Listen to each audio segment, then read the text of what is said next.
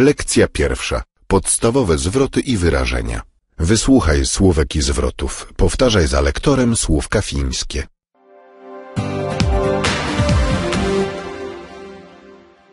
Alfabet.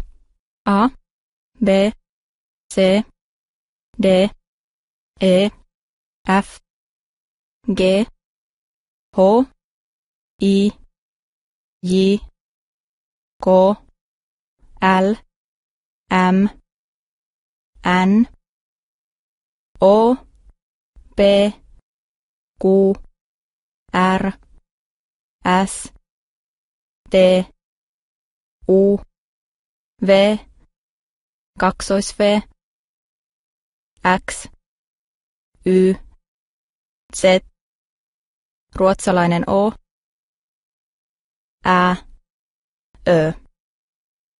Tak. Kyllä. Nie. Ei. Ja. Minä. Ty. Sinä. On. Hän. Ona. Hän. Ono. Se. Pan. Herra. Pani. Rouva.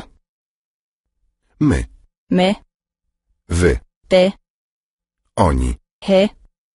One. He. Państwo. Te. Ja jestem. Minä olen. Ty jesteś. Sinä olet. On jest. Hän on. Ona jest. Hän on. Ono jest. Se on.